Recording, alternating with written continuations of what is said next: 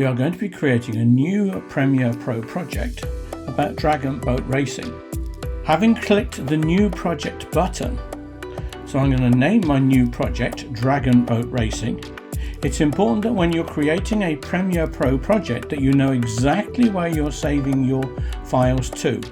I'm going to use the Browse button in the new project window. I'm going to select my PR training folder, which I happen to have on my desktop. Now this will be my topmost level folder, and you'll see also associated with this topmost level folder I have a media folder, the information that I'm going to use and include inside the video. I'm going to click choose. So I now know where I'm going to save my project file. I'm going to leave all the other settings the same and click OK. This then opens up my Premiere Pro workspace. Before I start, I'm just going to make sure that I'm in the editing mode and that I have reset to saved layout. So everything is nice and tidy and ready to start.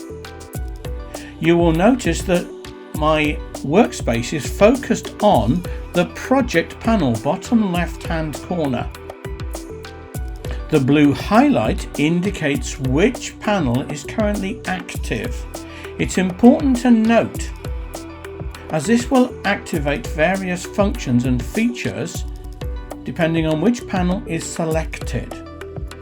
We need to link our Premiere Pro project to the media files, and I stress the word link.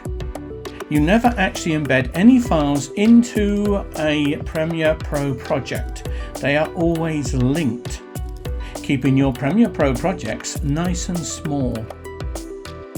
To import media, you simply hover inside the area where it says Import Media to start, double click. You can then go and find where your media is. In this case, I'm going to go to my Premiere Pro training, and I'm going to select the folder called Media, and inside here I have a folder for my Dragon Boat Racing. I've named it Media so I know exactly what I'm choosing. Now I can actually select at the topmost level. I can import a complete folder using the organizational structure that I've used inside my operating system, also within the internal saving system within inside Premiere itself.